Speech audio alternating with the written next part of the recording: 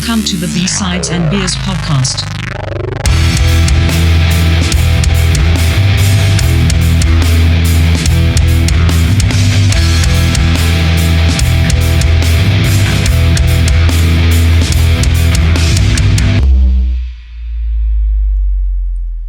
Welcome to B-Sides and Beers, episode 38. Tonight we're looking into Pink Floyd The Wall, 1979.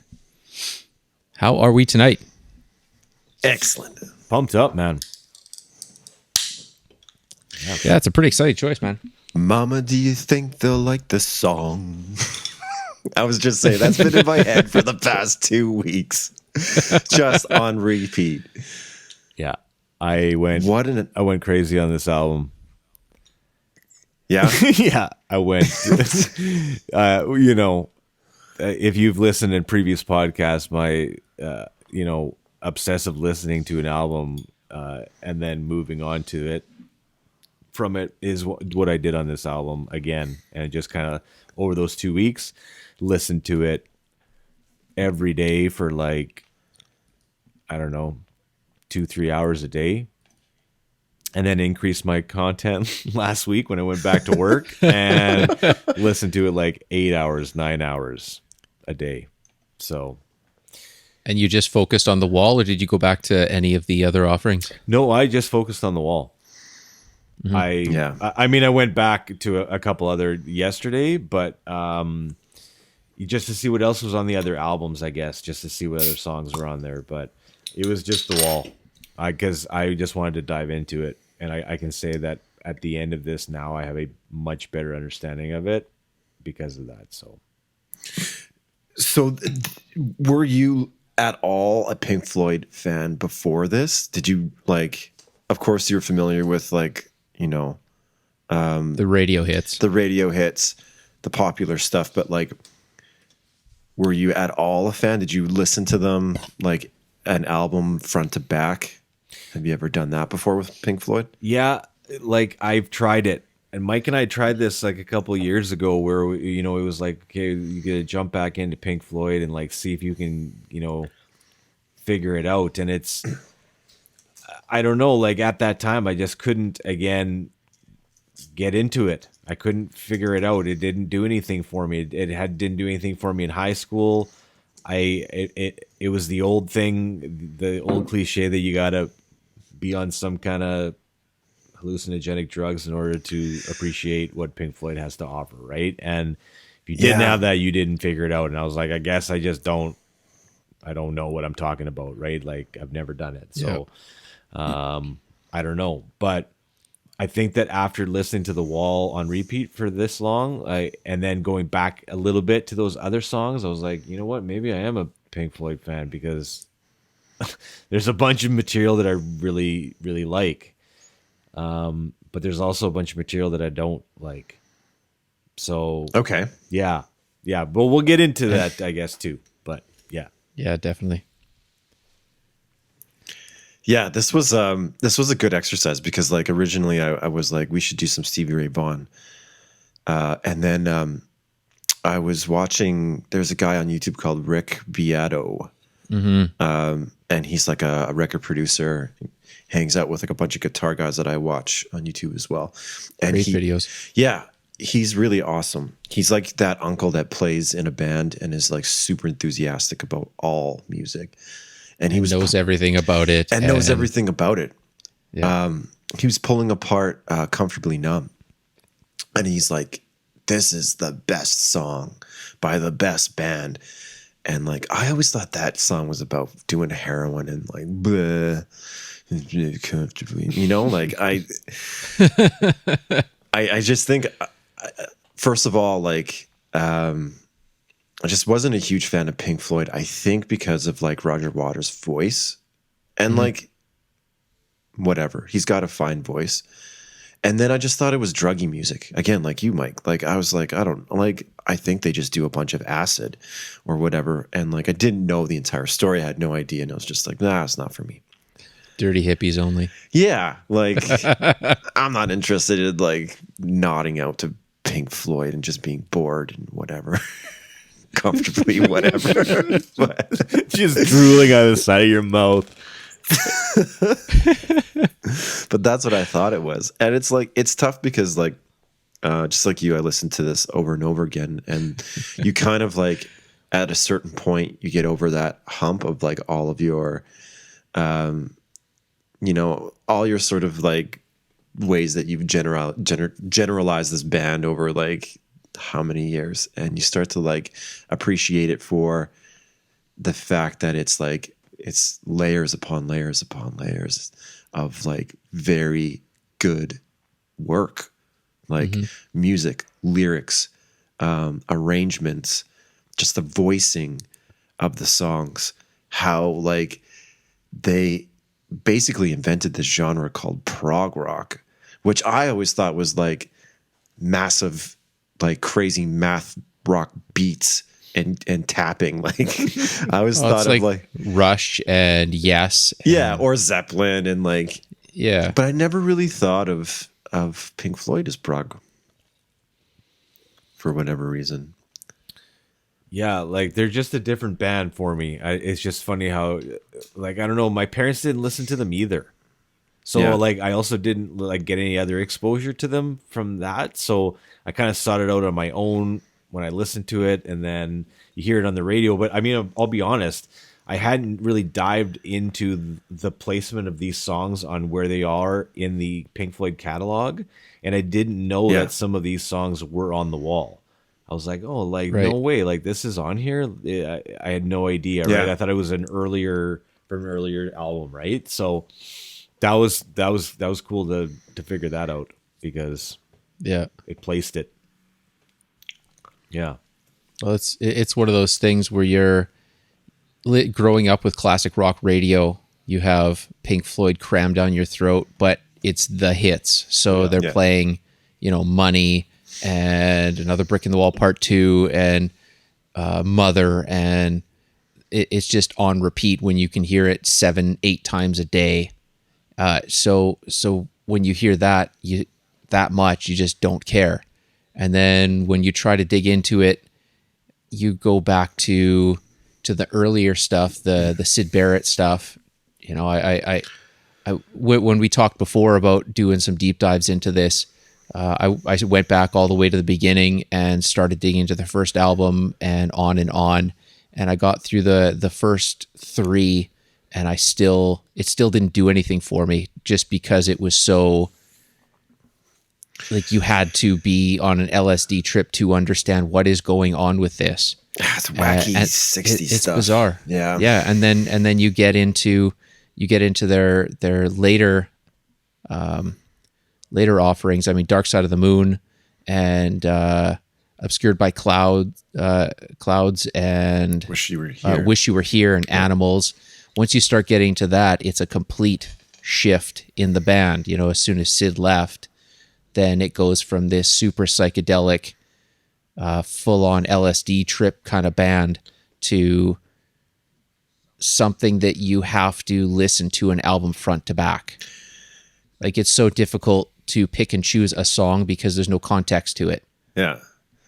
Do you think this is because Gilmour and Waters had such a competitive relationship that it was sort of just like these two guys kind of butting heads and you know, improving on each other? Like, how am I trying to put this? Like, It was definitely a battle for control. yeah, it was a battle for control. So it made them both their best, you know, Yeah. musicians that they could possibly be. And that's what sort of like put them in that different direction. It wasn't Gilmour on his own, and it wasn't Roger Waters either. But I'm But, sorry, like, the man. two of them like, together. You take David Gilmour out of this album, and it is nothing. Right. Nothing. Well, I don't know, man. It is, the guitar work on this album is just so important. Like, and it's just so cool. Like, it's, I don't know how to describe it again. Like, it's just another one of those, you know, it's coloring. It's like colorings in there almost, right? Like, it's not, Yeah. you know, but there also is like some unbelievable grooves on this album, you know, too. Like, there's some really cool riffs at the same time that, I don't know, it just shines out for me above any other kind of instrument and above Roger Waters' voice. I don't know. It's better than the bass. It's better than the drums. It's better than the vocals. It was more of a balance to me, but you're right. I mean, first track, In the Flesh. Is that what it is? Fucking yeah. Killer. When it kicks in. And it's just, when it kicks in, you're just like, bang. And You know what I thought of, you know, man? I thought of an overture, right? Like at the beginning of Jesus Christ Superstar, Yeah. and it just like sets the scene for the whole thing, and then it's like off to the races kind of right after that, right? Well, it's definitely a rock opera. So Yeah. Concept album, yeah. which really works. It works for their style and how this stuff is, seemingly super genuine and not pop, cookie cutter stuff. Right. What do you guys think And, about concept albums? What are your thoughts on concept albums? Depends on who does it. Yeah. Yeah. Give us another one for comparison. If you look at like a Coheed and Cambria Yeah. kind of a band, most of their albums are concept albums following a scripted path. And it takes you into another world or, a space world or whatever it is. So like an adventure novel. Yeah. So I dig when it's very well thought out like that. But there's not a lot of bands that I can think of that have pulled it off. Yeah, right. And I think that it comes across as pretentious, I think, at times if it's not with the right band, right? And it doesn't really land. I always think back to we were talking about Garth Brooks there before, thinking about Chris Gaines. Oh, yeah. Chris Gaines' experience, if you guys remember that. Awesome. Yeah. So Yep. talking concept albums, but why don't we do a pause and why don't we talk about our beer at this stage of the game? What do you guys think about that? Sounds good. Yeah, let's go for it. All right. I don't want to go first though. What do you got? Oh, you want me to go first? You don't want to go Well, first? it's okay. I didn't want to steal it. I'm drinking a Red Racer Dirty Blonde Ale tonight. Nice. Although the lady in the picture is a redhead still, so. But it's good. Yeah, they screwed that one up. Yeah. But they are out of Surrey, BC, and that is, what's the percentage on that? 5% sank. And I'm also drinking the How Sound Rail Ale Nut Brown Whoa. Ale. I'm not sure if somebody else has had. Have you guys? When you guys had this one before? I've wanted to purchase it, Okay. but I have, I don't know. It's hard bringing anything that says nut on it into my household because my youngest has allergies to nuts. So Yeah, yeah, for sure. But yeah, I How haven't dug into it, but I keep seeing it at the stores, and I wanna try it out for sure. Yeah, any of those brown ales, I'm down with the brown ales. Those are tasty. So I'm gonna be drinking that, and they are out of Squamish. Yep, and that is a 5%. Sank as Nice. well. Sank as well. There you go, gents. Sank. What you got? Cool. What you got? What you got?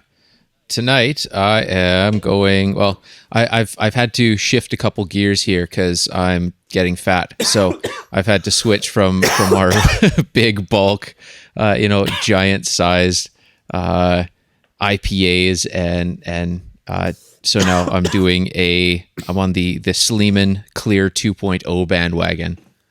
What the fuck? It's a light beer.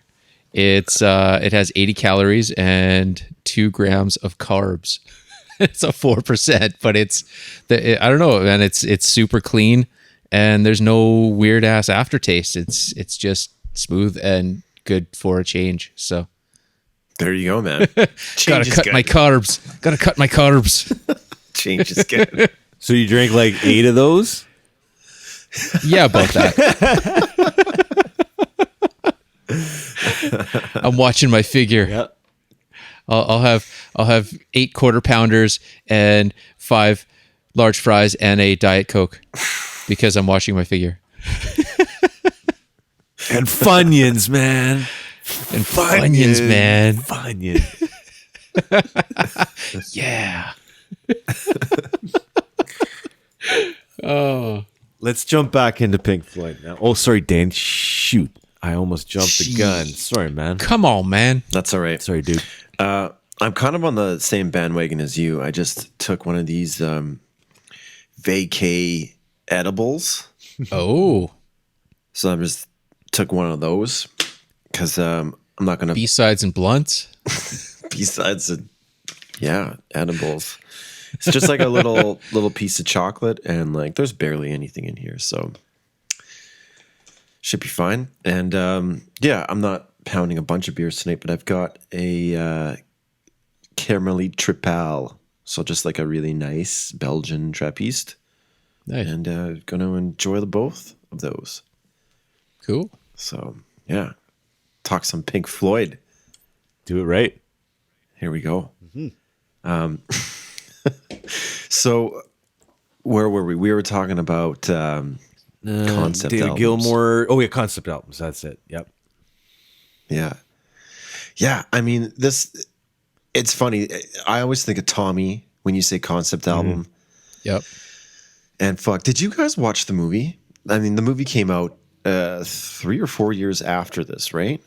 I've always wanted to. It's always been on my list, and I've just never got around to it. So that was like another hurdle for me. It's because, there's the Sid Barrett, whatever era Barrett. in the beginning. It's like so crazy 60s trippy that it's like, I find it makes me anxious. I just don't like watching that shit. It makes no sense to me. It's just a bunch of psychedelic whatever.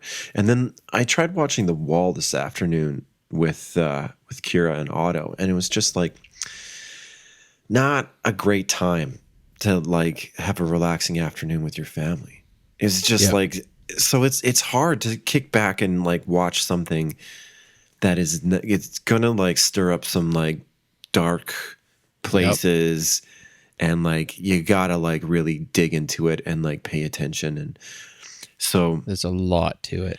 yeah, there really is. So I think in that context, it works extremely well because there's something of substance there. Like we had just last podcast talked about Song Remains the Same and that crazy shit that happens in between the concert.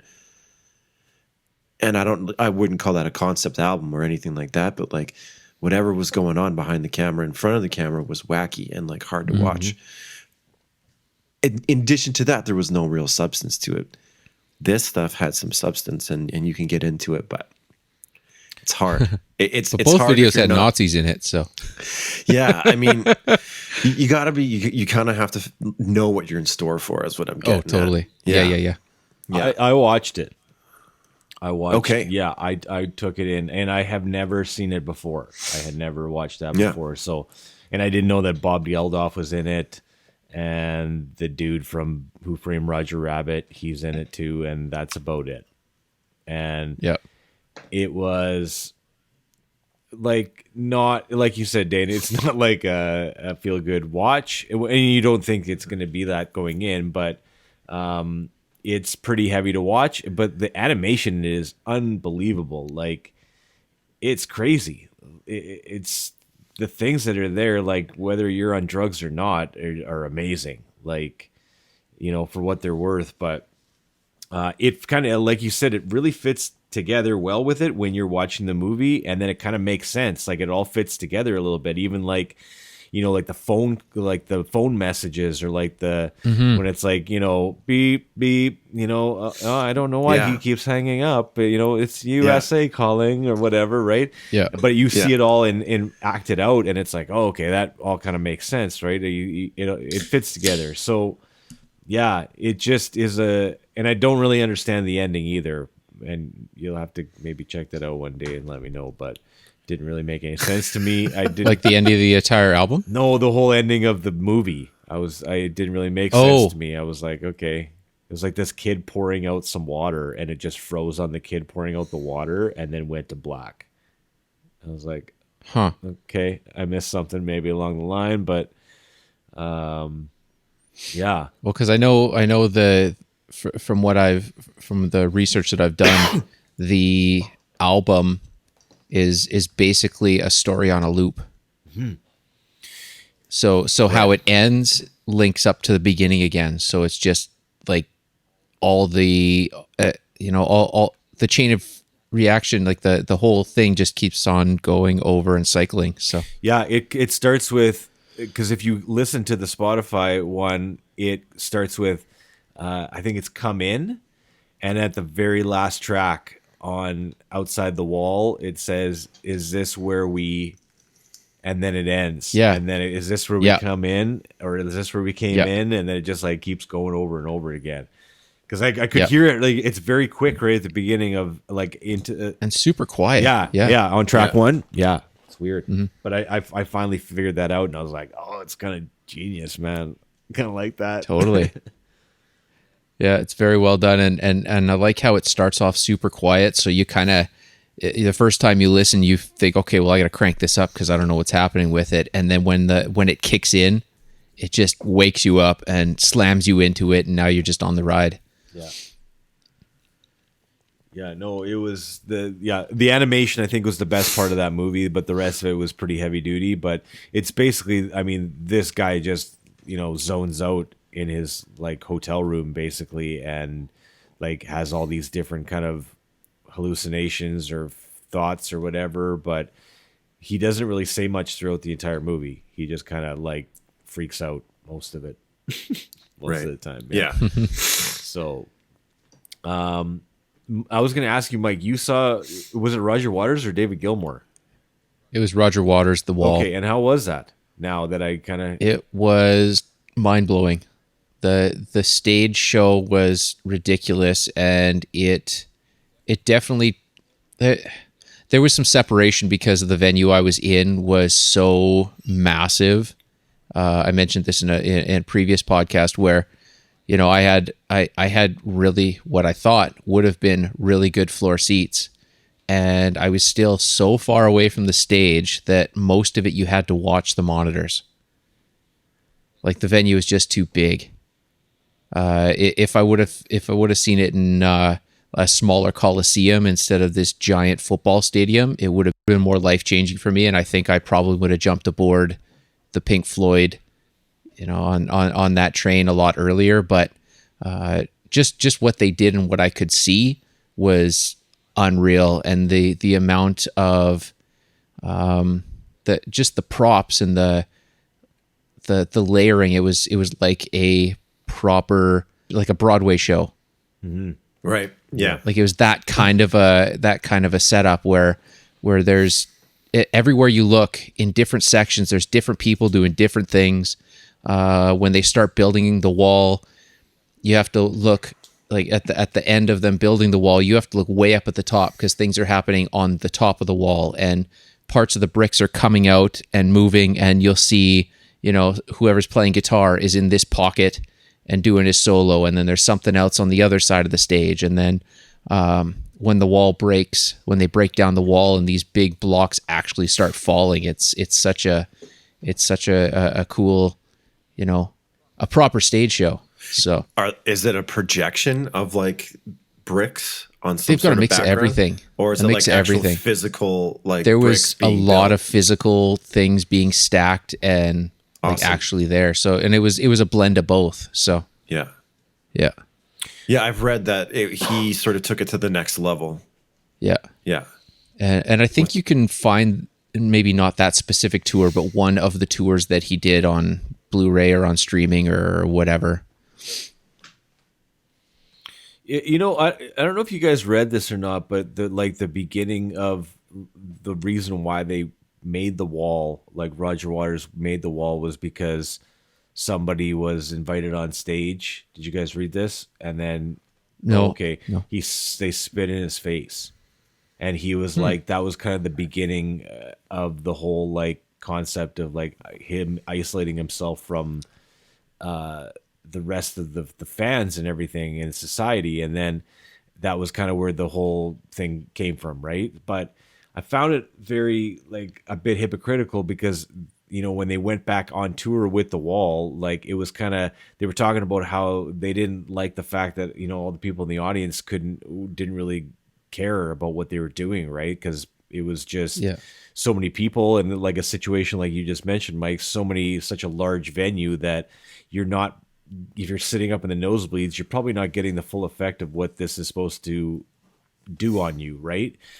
Yeah, there's no connection. None whatsoever, right? And you know, it's a little different with this kind of show as opposed to going to see, you know, I don't know, somebody else. But anyways, yeah, I don't know. It just kind of felt, and then when they went back on tour, I'm like, why aren't you just doing the exact same thing again with, you know, by creating this gigantic wall amongst, you know, like it just doesn't kind of add up. So that was one thing. And the other thing too is I found out, like, I don't know if you guys read this too, that, you know, they were broke. Like they were like, Yeah. like why was Pink Floyd broke? I never found out why they had no money. Like who, like they had Dark Side of the Moon was not making them like millions of dollars by this point. Like what happened to it all? It's probably management. I wasn't able to find anything either, but it probably comes down to record labels and management ripping them off. It seems. Yeah. But at that point, they hadn't sold 50 million copies, right? Like there were probably one, maybe two, and then all that money probably went up someone's nose somewhere along the line. And then, you know, they needed to reinvest in the new album. And I would imagine it was expensive because they had big production shows back then as well, right? Like, so I think like, you know, they're worth a ton of money now, but that's because 250 million sold. But I think just back then it was just like, you know, units moved slower, things were just slower. Right. And there's probably a lot of hands in the honey pot, so to speak. And looking back to all their other albums, this is this album has their first number one single, or sorry, their only number one single. Yeah, apparently. which is super surprising. No way. Yeah. That's another brick in the wall. Part two. Yeah. Oh, I would have thought it was Comfortably Numb. No, I'm pretty sure it was another brick in the wall part two. But yeah. You think about back in the day when the Bear, like that's all they would play. They would play that song a million times a day, and that's probably why I fucking hated them. Yeah. You heard that song at least once a day. Done. Run Like Hell, Comfortably Numb, and another brick in the wall part two, over and over and over and over. Yep. Yeah, and then Mad Season did that cover, and it was like, okay, yeah. I mean, Lane Staley's throwing some respect over there, but yeah, I don't know. I think it was just something that like you gotta be a fan first of all, and you have to like really invest some time into it, because then it's sort of like it's that gift that keeps on giving, I guess, right? Oh yeah, it's a dive. Like you can't just throw this on and have it in the background of, you know, you got to figure it out. Like you got to go into it. For sure, like you don't just throw on one track from this, you know. I don't think for the most part, but yeah, I mean there was tons of hits off of this, and you know, going back to like probably Dark Side of the Moon started selling more too after The Wall came out, and people, you know, that caught on, and they're like, what else do these guys got? And then they go back and buy Dark Side of the Moon, and then, you know, there you go. It all helps the sales out, but yeah. The other thing that I was like really, it's so funny. Like there's not a lot of straightforwardness to this band, which is, I always thought they were just like, you know, surface level. It's just fucking 70s rock. But obviously I was, you know, completely wrong on that. But like, I remember way back in the day, I was working a construction job and this guy was like talking about Pink Floyd. I'm like, yeah, I don't know. He's like, do you know how many bands Pink Floyd has influenced? And I was like, no. And he was like, and he just sat there and listed them off. And like, you know, Tool came up, and then my ears perked up a little bit, you know, not enough to, you know, go buy an album or invest some time into it. But I was like, okay, I can see that. I can understand that. And I think, you know, when you think about influence on this album, there's a song called Bring the Boys Back Home. I had to listen to it again because I was like, the ending part sounds just like an Arcade Fire song. Right. Like, it is so close. Like, and you know, straight rip-offs. Yeah. Did you guys get a lot of Survivor on this album? I'm talking like Eye of the Tiger Survivor band. Like the delay, like mute picking.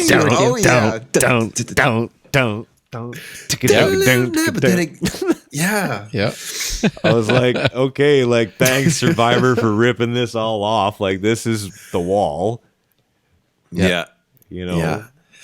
So you have to have that in mind too. Like when this came out, all of these like, sonic references that we've heard like throughout our lives have all kind of come from this. I'm quite certain. Like, Oh yeah, you can hear know- U2 like all over this. Like the edge is like fuck yeah. all over this, Yeah. right? Like you think of like track 3, like Another Brick in the Wall part 1, I think it is, and it's just like all kind of like airy guitar, just kind of Dotted eighth delays and all that, and it's just Yeah. like, oh, this sounds like the Edge is playing this, and yeah, you can see lots of different influences, no question.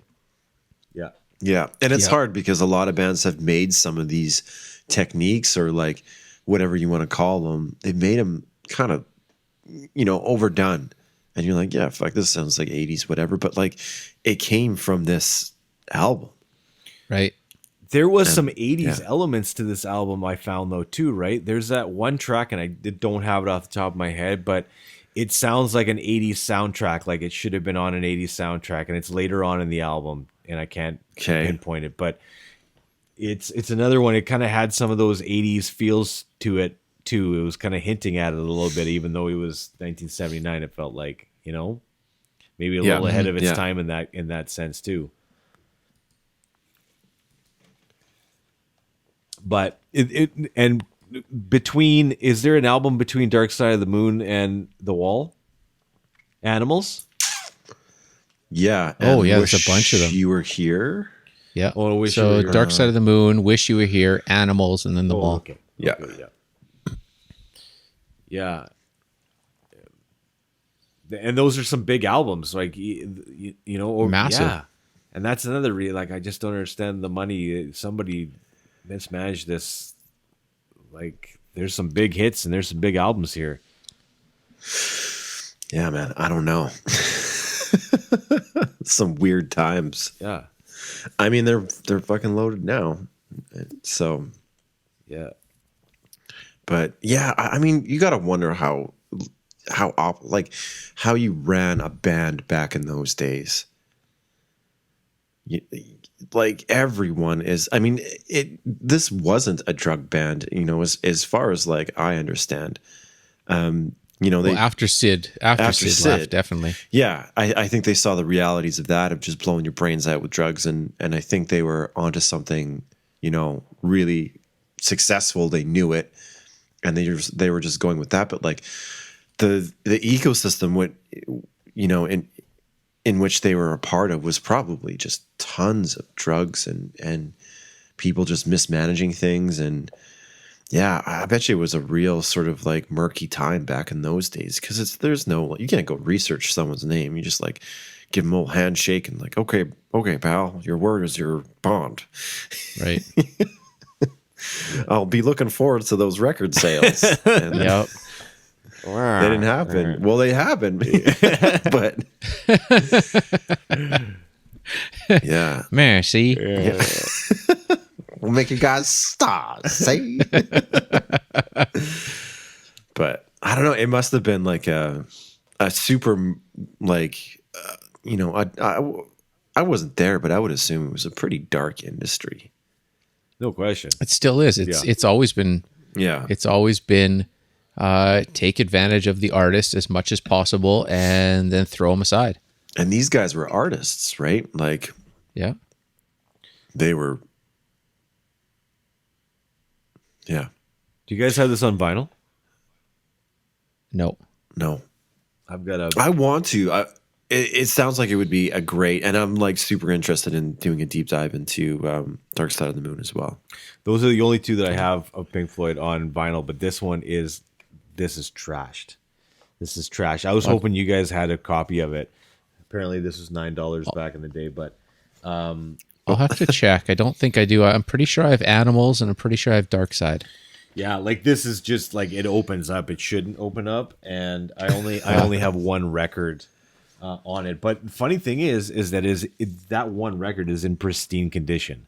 So I listened to, and it's Nobody played it. Oh yeah, and I listen. I don't know why, but it just the rest of the jacket and everything is just trashed. But that I only have the first, but like the artwork on it is cool, and then all of the lyrics are just hand. Oh, Very that's cool. cool. Now, Hey, you. yeah, I didn't know that song was on the wall. That was another one, and I thought that was an old one.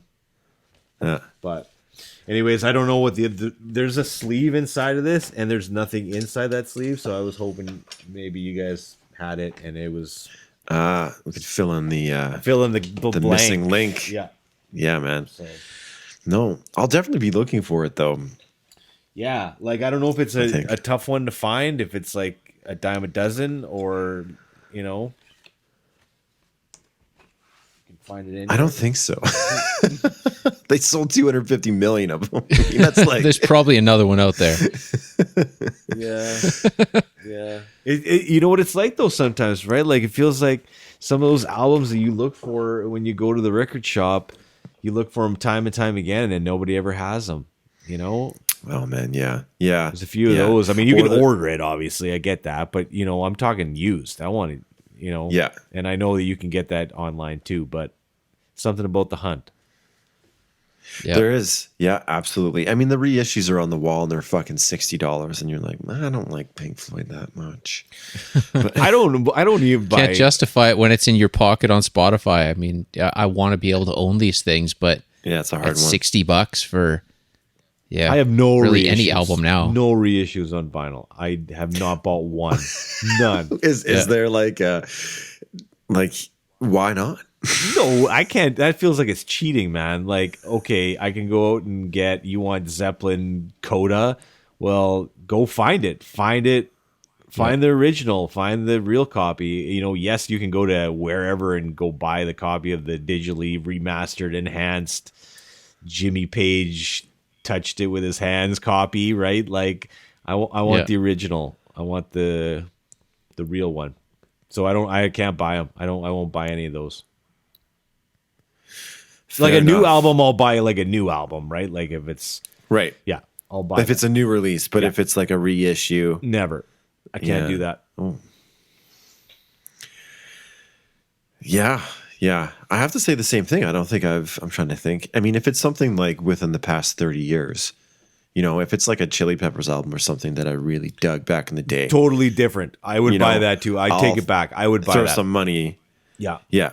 But like, if it's like, you know, one of these canons, you know, like The Wall or Dark Side or Yeah, like Exile know, on Main Street.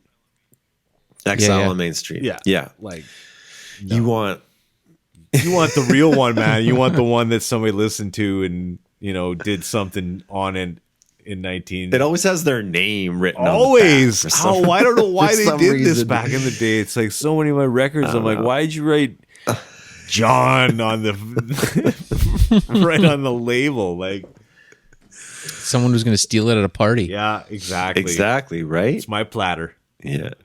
Yeah. Hands off my platter. Yeah. Yes. But yeah, it's probably a great listen on vinyl. Well, this sounds great on vinyl. The one record that I do have does sound great because, like I said, Did you buy it like with no, like, it was in Sans like one record, of these or- kind of packs that I don't know along the line. Even when I taught drums back in the day, sometimes I used to the dads would pay me an old vinyl. They'd be like, "Do you want all these Cool. old vinyl?" And then I just go through it and it'd just be full of like Hendrix and like stuff like this, right? And I just see that and I'm like, yeah, like okay, sounds good. I'll take that. You know, so a lot of my vinyl came from those like dads where they're just looking to get rid of it and they knew I was into it, so I just kept it. Yeah. Yeah. Cool. So. Oh, interesting. And that guy out by like Alberta Beach where I used to go to his place and he'd have like the garage filled with just everything, man. Anything that you wanted. Like I said, I got my Rolling Stone Sticky Fingers with the working zipper there. I got Appetite for Destruction original one. I got Pearl Jam 10 original, or sorry, Versus original. He had everything, and it was Cool. just like so reasonably priced. I was like a kid in a candy shop. I'm like, one of these, one of these, one of these. Like, how much does this cost? $50. Okay, I can buy more. Is this guy still around? I don't know, man. Vern was his name, and I don't even really remember how I got a hold of that guy's name. But he had a whole garage just built, and he had his whole collection. And he just let you walk through it and just buy whatever you wanted. Thanks for the records, Vern. Yeah, I got all my Zeppelin, all original Zeppelin in like pristine condition from that guy. They were like $60 for all albums. It was like, thanks, man. Oh, Yeah. Wow. Yeah. Finished it all off. I wanted to get all the Zeppelin. I wanted to get all the Stones. I wanted to get all the Doors. I wanted to get all the Sabbath. I wanted to get all the anything out of those kind of ones. I just wanted to get it all the same. Yeah. Where is your collection? In a room? No, Like- it's yeah, And, like is it like it's wall to wall records? Next to your wine cellar and your walk-in humidor. yeah, and- man, Right? Yeah, yeah. No, it's downstairs there. It's on the main floor. It's not that much. Like I don't have that many because I don't. I It's in the listening room. Oh yeah, obviously. it's a curated collection. Let's just say that, right? Like I trimmed all the ones I didn't want in it. All that stuff's out, Yeah. right? So, it's only the ones I want, and there's only a few more that I want, and anything else probably is new now, and I'm good, right? Like, because you can get crazy with that stuff. Like, you can go, you can buy way too much, spend way too much money. Yeah. Yeah. Especially when you're buying it used for $1 to $8 a piece kind of deal. Oh yeah, like you show up to the Ooh, I got $100. yeah, you show up I'll go with a to a crate. garage sale, and Simon or Paul Simon's still crazy after all these years is 50 cents on vinyl. It's like, okay, I'll buy that. Yeah. Was this a store or was this an old guy just getting rid of his shit? No, I don't even know how to describe it, man. It was like a guy almost like our age now, like 10 years ago, and he just was like, he had this massive record collection. He just told me one day, he's like, I'm gonna build this garage for it. And I was like, okay, cool. So then I texted him one day and I'm like, can we come out and take a look at the records? And he's like, yeah, it's all built, ready to go. And then I just went out there and his whole collection was in this massive garage. And I just went through the whole thing and picked what I wanted and just found the price. And it was all very reasonable. And I was like, okay, I'll be back. Wow. Thank you very much. Awesome. Yeah. So between that and the dads from drums, that's about where my collection came from. And my parents. I had all my parents' collection too. Yeah. Take that on. Oh man, the only record store we have nearby is in small town in Cumberland. Last time I was there, I think it was Led Zeppelin 4, and it was only $5. And on the sticker it said, a little bit noisy, but still enjoyable. So I went up and there's like some kid working behind the counter. I'm like, is it okay if I listen to us? And he's like, just gives me the biggest fuck you face ever. It's like 15 minutes to closing, right? Like I get it, but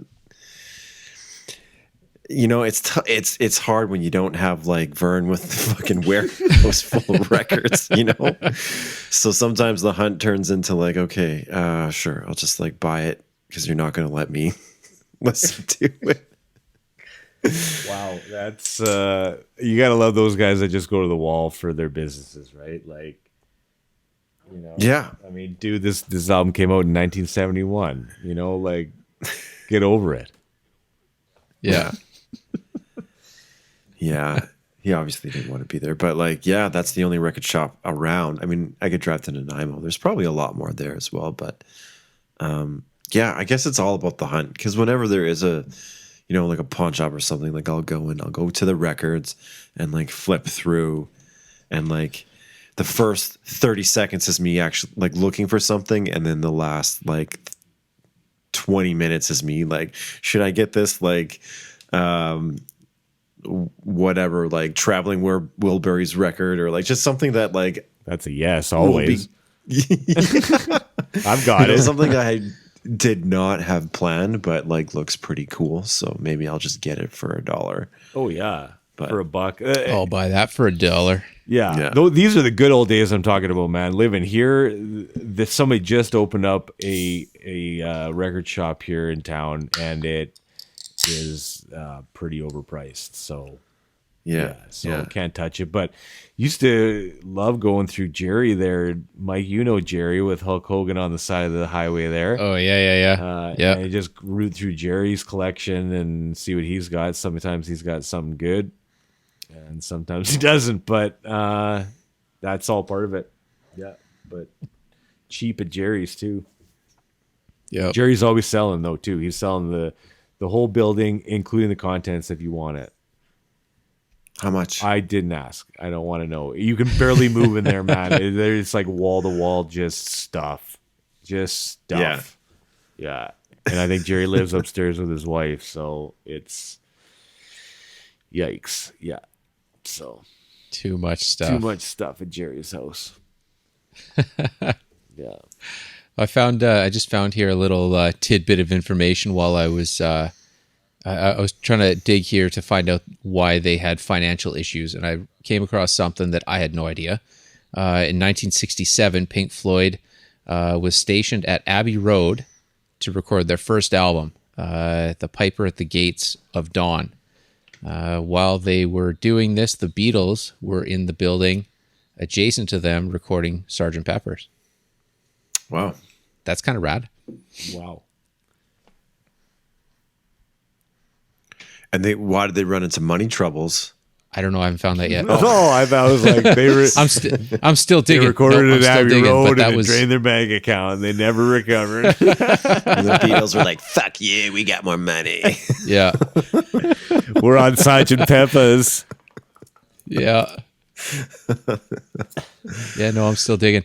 Did read- you guys get an opportunity to watch that Pink Floyd live at Pompeii, 1972? I've seen that No. before, man. What a concert! Damn. A guy I work with that I taught high school with was a huge Pink Floyd fan, and he showed me that in his like science kind of like theater room almost in the high school, and it was just like all like the lights were down, and it was like this big screen and stuff, so it kind of set the mood for it. But yeah, unbelievable.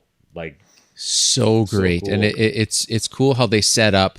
There was no audience. They're just in the middle of one of these old arenas, like just in the center of the round, and it's them and some cameras, and it I don't know, man. It's a really cool stitch in time, and I've watched it a few times, and it's one of these performances that kind of gives you the chills. It's so well done. yeah, the fact that there's no audience, I think, is the main thing there. Yeah. Yeah. And how they pulled it off to such perfection. Like when you can see a band in that sort of a setting, in a time where it's very difficult to do edits afterwards, and to be that bang on with all of their songs and all the parts and all the effects and all the ambience, and it's mind blowing, man. Yeah. So they're in an amphitheater Yeah. in Pompeii. Yeah. Oh, Do you guys remember when Pink Floyd came to Edmonton when we were kids and they played at Commonwealth? Do you remember what year that was, or when, or what that No. was for? I remember it was a 90s. huge deal. Like I remember everybody Yeah, talking about that. I remember the Stones, but I don't remember that. Yeah, I forget when that was, that was and I don't know what tour that would have been. wasn't it? Hold on a second.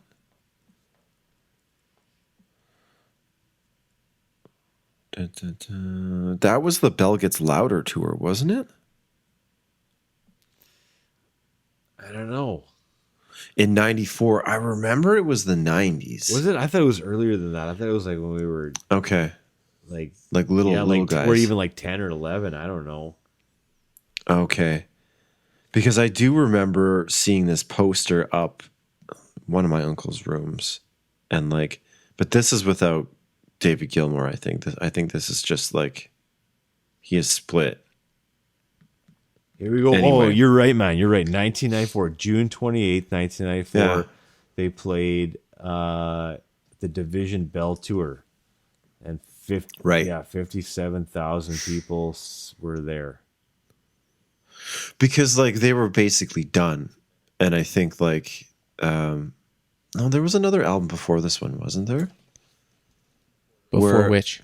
Before the Division Bell. And yeah, that was gone. 87. A momentary lapse in reason. Right, and Gilmore was gone, and I think after that, it was like they were done. I think in 87 or whenever that period was for that album, they were done. There was a lot of struggles for who got to use the name between Gilmore, Waters, and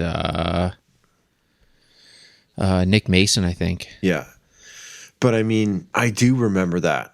Glimpses of it anyway, and I do remember the poster being up in like one of my uncle's bedrooms, and I'm sure they went. But yeah, and where did they play? It must have been Commonwealth. Yeah, they played at Commonwealth. Yeah. Wow. Yeah, it was it was the final tour. Yeah, that was the final tour that they had. Right. Yeah, they had 2 legs of it. They had 112 shows on that tour. Holy shit. Yeah. But it's kind of interesting, actually. You can look at all the concerts that have happened at Commonwealth Stadium, and it's actually not that many on this list. Oh, hang on. I think we got the money problem. Oh, money! I think I found it. Money. Doom, doom, doom, doom, doom, doom, doom.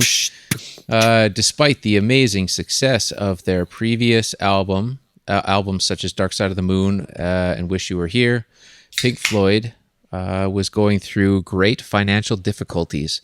Their financial planners invested millions of the band's monies into a high-risk venture capital. The investment failed. That'll get you.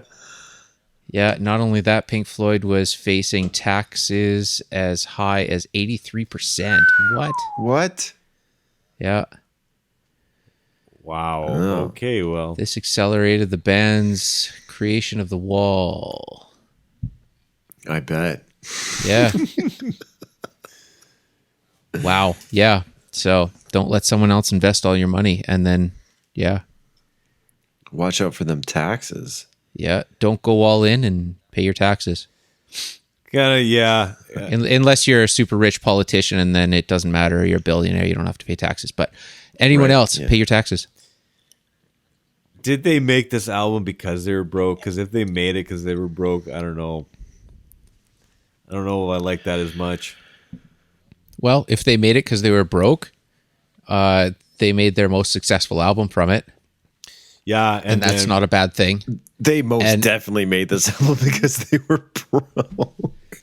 But it's still a brilliant album. I mean, it's you look at a band that comes back to put on an album just to make money or to put out a piece of art that's going to last forever, and it becomes their most successful album of all time. That's kind of a huge situation. I think it was the latter. I think they were that good, right? Because it's not a contrived album. It's not like, oh fuck, we got to get this out and like, right, what's the latest trend in otherwise in it would have been 8 songs, 12 songs, and that was it, and they'd probably have three hits that everyone knows, and the rest, it would have just been a super fast album. But to put that much detail when you've got it's 4 sides, like it's a big album and an emotional album, an extremely well done album. So the money problems were like dusted after this. Like what happened? They got new finance guys. I would assume so. They stopped putting it into high ventures. That's what they stopped doing.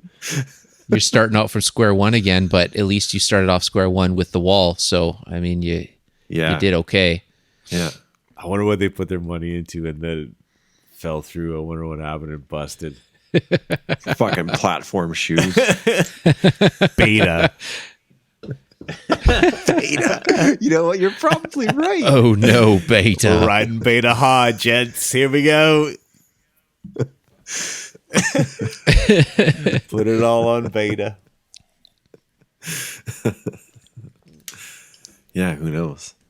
Yeah. Anyway, it just seems like a band that should have a ton of cash by that point.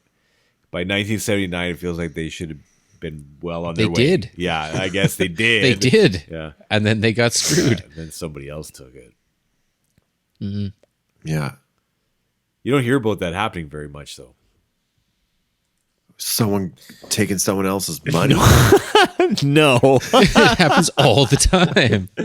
No, I'm talking about a rock band. I'm talking about a rock band that, you know, is highly successful and doesn't have any money because somebody messed things up, right? Like, you don't hear about that very often. At least I don't think so. Totally, man. There's loads of bands that did that. I mean, you look at the Rolling Stones, they got screwed over and then had to start from scratch. I didn't know that. I didn't know that either. Yeah, they like somewhat, I don't even remember how many albums in they were, but they were in the same boat where they were making ridiculous amounts of money, and at some point they were just completely bankrupt. Maybe that's just... And they had to get out there again and put out a hit album like Pink Floyd did. Or what's his name? Keep going, I'll think about it. Michael Jackson. No, Michael Jackson. He had all the money. Michael Jackson was broke before he died, wasn't he? Yeah, he was. Oh, he wasn't broke, but he didn't own any of his music. Isn't it Paul McCartney bought all his music, wasn't it? No, other way around. Other way around, yeah. No. Oh, Yeah, it was the other way he around. bought the rights to all the Beatles music, wasn't it? Or Paul McCartney's? Parts of the Beatles music, yeah. Parts of it. Yeah, the catalog, he owned them. But he That's owned unreal. Wings. He fucking owned Wings. Michael. So there you go. I mean, like, I think it's a pretty, I mean, especially like, okay, this is the beginning of stadium rock too. Like, how do you do that? Let's just get let's buy a whole bunch of buses and equipment, and we've never done this before. We're going to fly everyone everywhere. Yeah. Like, Yeah. I'm sure there was a lot of like, just put it on fucking Gilmore's deck. That's the other one. Sorry, Billy Joel. Billy Joel's yeah, another Billy guy that lost I thought you were gonna say everything. Billy Idol. No, he's been okay for I guess. ongoing. He's fine. He's fine. Yeah. Yeah, no, it was good. Good. What made you think of The Wall?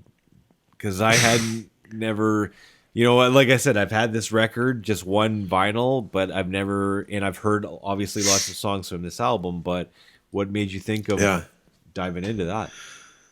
It was just like that Rick Beato. I don't know if I'm saying his Beato. name right. Beato. Rick Beato. Yep. Rick Beato. I was just like, I should probably at one point spend some like honest time on Pink Floyd. No matter what album, doesn't really matter. I'm curious because they seem to have a lot of notoriety, and like I've seen multiple times, like best band in the world. David Gilmour is like one of the best guitar players ever, and I never ever thought any of the above. I just thought they were fucking 70s rock. Hear it on the bear 100 times, whatever. Like Comfortably Numb is just a bunch of smackheads nodding out, not too interesting. And like again, you sort of like get into it a little bit and you're like, this is crazy psychedelic hippie shit. I don't get it. It's not that interesting to me. And I think it was just that one YouTube video. It is, see if I can find, hold on a second. Rick Beato, Pink Floyd. It's really cool. Just let the kids have their pudding. They don't have to eat all their meat. Yeah, it's what makes the song great. And he does a whole bunch of these. Like he'll do everything. He'll do like Slipknot. He'll do, almost anybody. Yeah, they're killer. Yeah, what makes this song great? Episode 104, Pink Floyd. And he just he starts off saying like, so this song was released when I was in high school. It was epic. And I'm like, sure. But then he starts pulling it apart track by track, layer by layer. He's talking about like, these sort of, the way that things are you know, the voicing and how the way that I think this edible's kicked in. Sorry, guys. He just has like a really interesting way of like, you know, pulling it apart and kind of getting into the details, and like it seemed like really interesting. So that's why I was like, there's got to be something here. I can't just like pass them off as a bunch of fucking 70s rock guys. So, and what are your thoughts on There them you go. now that you've done this dive and you've listened to them, and you know, what are you? I got to do it's like one of those things where I think I got to put a lot more time into it. Yeah. You know, it's like beer. Like you can't just walk around saying like I'm fucking IPAs suck. Well, what kind and like what brewery and like what methods and this and that, and There's too many layers. there's a lot to unpack with this band. So like I think this was a good start. Like The Wall was like I was at least familiar with most of the stuff on the album. Yeah. And I think my next one will be Dark Side. Yeah. And then of course you got to go online and read what everyone else has said and see if you agree with it, and then you can start to find those nuances and those like little things that really make the big difference. And once you start hearing those, and you're like, this is fucking great. I Yeah, yeah. think we just And created a new series though that we can maybe insert into B-Sides and Beers podcast, and that is a Pink Floyd album, perhaps interspersed amongst the episodes. Maybe Dark Side of the Moon happens like, you know, in 2-3 months, and we all just join on to Let's that. do it. And we maybe Let's just do do it. the whole Pink Floyd catalog along the history of, you know, B-Sides and Beers. So Start on the Piper at the Gates of Dawn. yeah. Is it like, was it a hard listen? I don't know if I want No, it's not bad. It's not bad. Isn't one song 4 hours long? Oh, probably. Oh, probably. No, nothing really outlasted Into God on a Vita, but yeah. But one last thing you should check out if you get an opportunity. It's on. I found it on Amazon Prime. It's a show with Brian Johnson from AC/DC that he goes So good, he man. goes around and he hangs out with, you know, his singer buddies, and you know, the one that I really dug here was it's called Life on the Road, and he did an hour interview with Nick Mason from Pink Floyd. And if you want to learn some more of the Floyd and get a little deeper into it, it's well worth the watch. So I'm sorry, man. I'm not like Nick Mason doesn't do much for me as a drummer. I was surprised, especially on this album, getting into it, the nuances. I mean, he's not he doesn't blast through things, but just the small intricacies that he does. It's nice. Like it's a good. It's, you know, Yeah. it fits, but it's just like I'm like meh. Like nothing stands I out heard- for me where I'm like, it's so awesome. Like the drumming is just, you know, Yeah. whatever. Yeah. I heard he got replaced on Mother because he couldn't get the timing. That's unfortunate. Oh, it happens all the time. If you're recording a major label album and you can't do it in the first take, they punch you out and they get in a session player. Right. So for so many bands, so many of your favorite albums of all time, the odds are quite high that It's fucking the Johnny guys that Sticks. are in the band did not play on that album. Johnny Sticks in the corner. Yeah. Yeah. Well, like that's another thing that, again, like, okay, so this is prog rock. I was just like, all right, John Bonham, you know, who else is just like prog rock band that is just like Well, Neil drumming for Peart. days, right? Neil Peart. Neil Peart. Yeah. And but this is you know, totally different. It's minimal drumming, which I think, again, it's like this nice balance act between guitar, bass, and drums, and It fits the song. you got some synth in there, and Yeah, the bass is pretty Yeah. minimal too. Every part fits the song. Yeah. Yeah. Yeah, the bass is pretty minimal too. The keyboards are kind of cool in there, but like I said, I think it's all guitar through that whole album. It's just, yeah. I mean, along with the rest of the whole setup and the concept and everything, I get all that, but in order to the tent poles feels like it comes from the guitar. Definitely. That's what I think. I'll have to agree. Yeah. Yeah.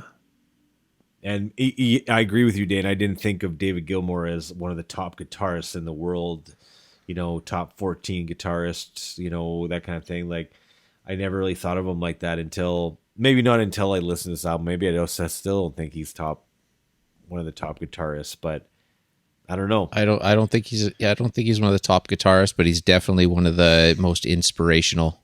I think Rolling Stone made him number 16 or something. Yeah, like he's that. high on the list. Yeah. Huh. He has guitars that are worth, like, they sell them at Sotheby's or whatever that trading house is for like auctions, yeah. hundreds of thousands of dollars. Yeah. So like, and like that was another reason I was like, what? This doesn't make sense to me. I have to like dig into this. And like, I think it's because, he's not a shredder, but like the techniques that he was doing were like, no one else had ever done that shit before. Right. And then you have people like The Edge or, whomever that are completely just like ripping him off because what he did was so cool and different. Yeah. Just lots of Maybe delay, that's lots it. of that delay stuff that comes through again later on, right? Like, Yeah. there's tons of that on that album. Eye of the Tiger shit. Yeah. It's just that same thump, thump, thump, thump. Rising up. I just found a lot of that. I don't know. And goodbye, blue sky. I thought like that was like Ruby Tuesday. I thought it sounded like a Ruby Tuesday. Like I thought it was going there. Goodbye, Ruby Tuesday. Yeah. Goodbye, Ruby Tuesday. Good. Oh, which one came out first? Stones. Yeah. What song is it? And it's like a James Bond. Oh like, yeah, bow, bow, bow, bow, bow, bow, bow. I caught that too. Yeah, You're like, whatever. yeah. I guess we just let that go. Yeah, there's a couple in there where I'm like, I think I've heard that before. Yeah. But yeah. So I think I can officially call myself a Pink Floyd fan. It was funny today. Like, Kira was making fun of me all day. She was just Yeah, your music choices today. Like, You go from this is so angry to what is Pink Floyd to anybody out there?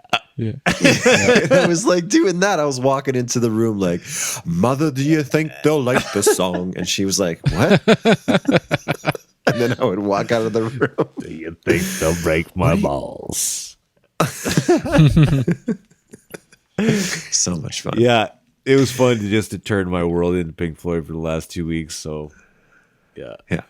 Yep, I'm definitely gonna hit it hard now, and give it a proper listen. So, and I do look forward to us digging into individual albums now from the next little sections here. I think that'd be cool. So, Yeah, Yeah. I like the idea because if it's a band that we haven't really dug into, then we can all just do it together and see what we all think together. perfect. Yeah. You don't even have to go online. You can just talk to your buddies and find out what they thought Hey, of Dark Side of the Moon. What I do you don't- think? I don't need strangers reviews. Yeah, those guys are mean. I don't even know those people. Fuck them. Trolls. Okay, and this was a nice exercise in not believing the hype because Don't believe the hype. Don't believe the hype. because yeah, you go. Everyone's like, yeah, man, Pink Floyd, yeah, and you're like, yeah, but this was nice because Yeah, man. we're all kind of on the It's- same. It's not all about shit ropes and Birkenstocks. Yeah, I agree. It was like, I never saw Titanic in the movie theater when it came out because everybody was going to see it, and I'm like, I don't want to see that movie, Yeah. right? I'll see it maybe later. It's kind of like that on Pink Floyd, right? I didn't Yeah. believe the hype, right?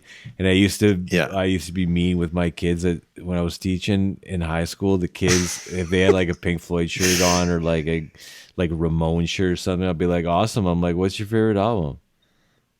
Yeah. They're like, Oh man, the wall is all about teachers just like you. yeah. But then I'm like, well, then go listen. Go listen to it. Go listen to Pink Floyd. Go There you listen go. to the Ramones. Go listen. Go check it out, right? And they're like, okay, maybe I will. This jerk just stopped me in the hallway again. Yeah. I mean, Well, if you're gonna wear the shirt, Well, it's Right. funny because I got an AC/DC T-shirt for my eldest, and they go to like Superstore, some whatever store, and it's always this 60, 70-year-old guy stopping him saying, "Oh, you like AC/DC?" It's like, dude, he's 5. He likes AC/DC. He can't name a song, but he listens to it all the time. Don't start grilling him on songs, but he listens to it quite often. oh yeah, I won't. And he asks for it in the car. I won't grill 5-year-olds. Maybe Yeah. 16. What are you but grilling a not 5-year-old for? Come on, oh yeah, but 16-year-olds. give him a break. Yeah. You got to know if you're wearing the shirt. Yeah, 16, you better Be know. that guy. Yeah, don't be that Be guy. that guy. P-Funk. P-Funk. Good topic. Good one. Thanks for Yeah, great choice. definitely.